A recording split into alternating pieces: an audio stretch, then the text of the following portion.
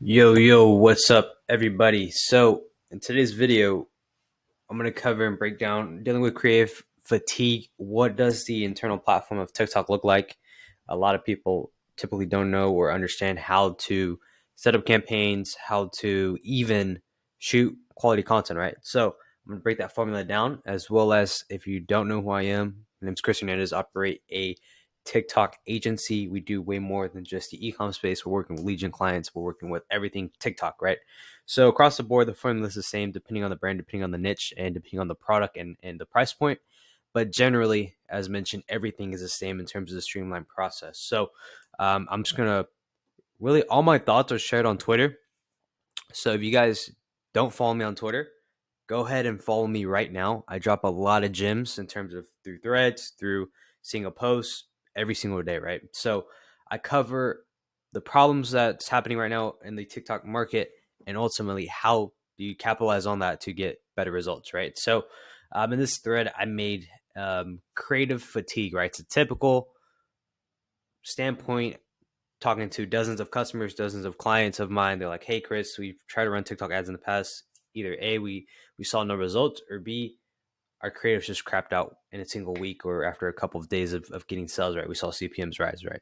So here are three simple hacks to increase the lifeline of the creative. And in this thread, right, I'll give you the key solutions. So first things first, why is there fatigue? Why does this happen on TikTok, right?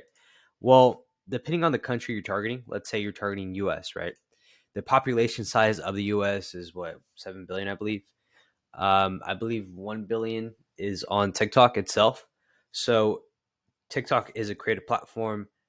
There's two different algorithms. On the For You page, you have one single algorithm that's focused on whatever you like, whatever the type of videos you watch and stay on for the longest. TikTok's going to show you more of those videos so you stay on the platform. Whereas with the ad side of it, it's a whole different algorithm because they're trying to find your own audience to compete and to complete sales and get purchases, right? So that it's optimized. So there's a couple of things on why there's creative fatigue. It's let's say you target broad and then you find a specific demographic that's sticking to your specific creative and you're getting decent sales. Well, then you can niche down and of course target those people with interest stack or other ways at the ad set level. But the thing is the frequency at which they see, right?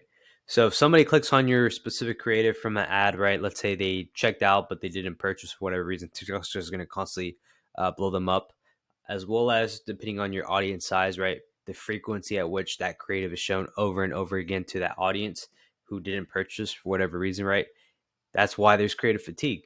And this is a problem that I see TikTok possibly fixing. They should fix it going into next year. TikTok's just making a lot of innovations. Whereas with Facebook, you know that if you have a winning creative, you can let that run for a month, 2 months, right? Just because of how much longer TikTok has been advertising for, and they've been refining that algorithm specifically. So, with that being said, how do you deal with it? How can we expand the lifeline of each creative? Well, the first simple hack I have in mind is really just duplicate the ad set and relaunch winners under a new ad ID.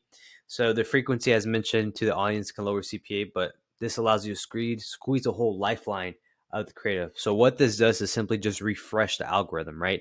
It allows your audience, or it allows the TikTok algorithm to just find newer people and just to be consistent for, I would say, a longer period of time, whereas you're just exhausting the specific algorithm from your first initial ad set, if that makes sense, right?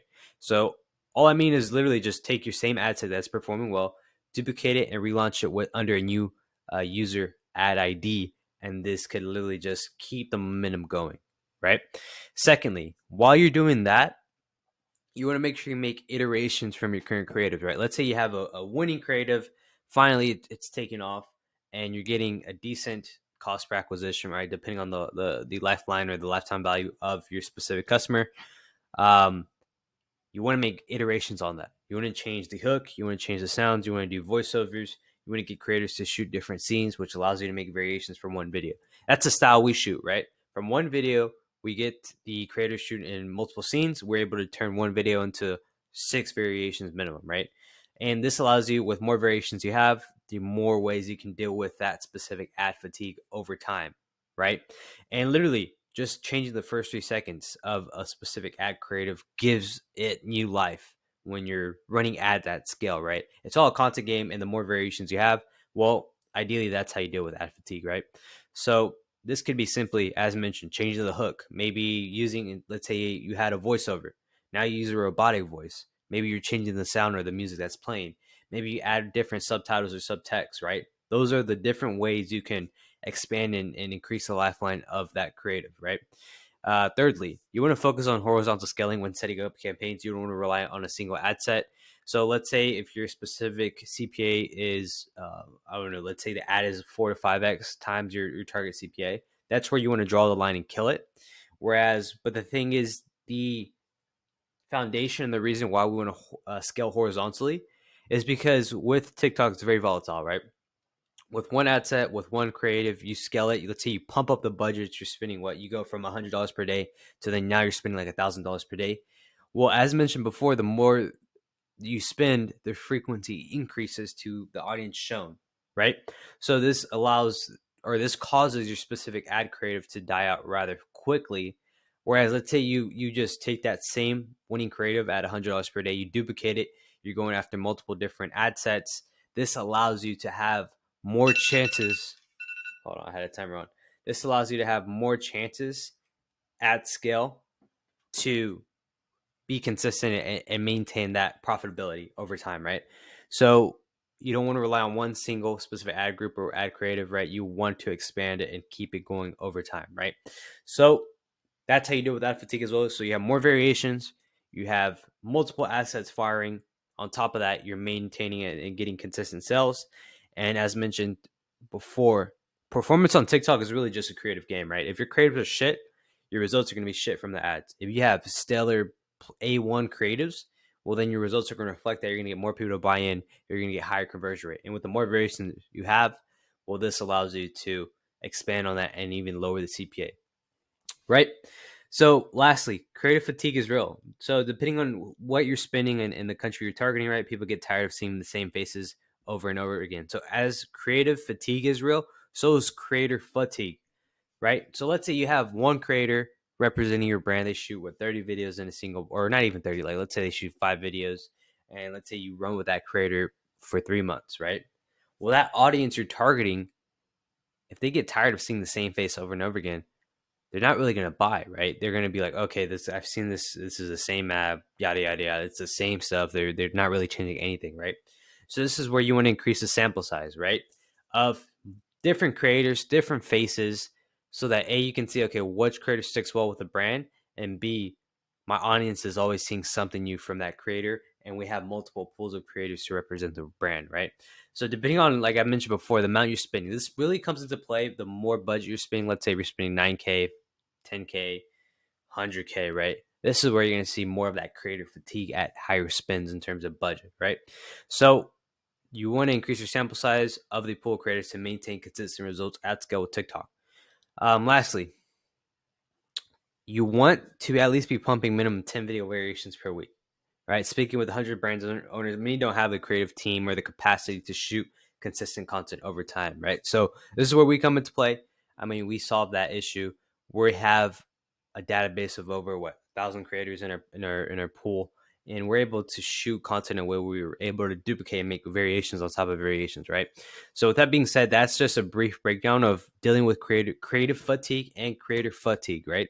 So creative and creator, those are the two different scenarios where you're going to see that across the board with TikTok until some stability comes in once they've changed the algorithm and they're able to increase the lifeline of each creative. But TikTok's still in the early stages.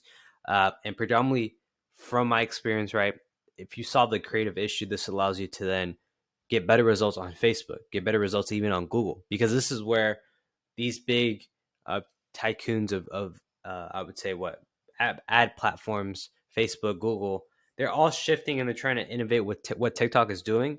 Whereas with TikTok, right, they're the leading industry in terms of the way content is shifting. But with these bigger companies, right, they've pretty much established advertising on their platforms. They established Facebook, right? Facebook's been around for what, a decade more. just because of advertising and the pixel, how established it is, right? How sophisticated the AI is. Whereas with TikTok, it's only been around what, 2 years, 3 years in terms of, and then they just recently launched like ads. So it's a growing pain, but when you shoot quality content, you're gonna get better. You're gonna see, like, especially when you advertise on TikTok, you're gonna see a lift in performance on Facebook, on even Google, because these are like, it's new demographic you're targeting.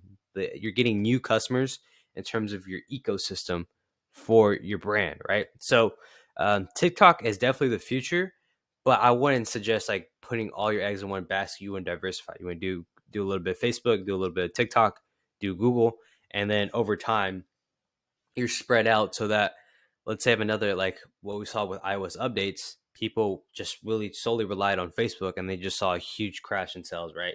So the economics of that really caused a lot of brands to struggle, especially like 2020. So with that being said, that's just a breakdown of our process, what it looks like, how we're dealing with creative fatigue at scale for TikTok. If you have any questions, feel free to drop them down below. But if you joined this piece of content, right, feel free to follow me on Twitter. As mentioned, that's where I drop all my gems. And if you have any questions, as mentioned, just drop them down below. Thank you. Bye bye.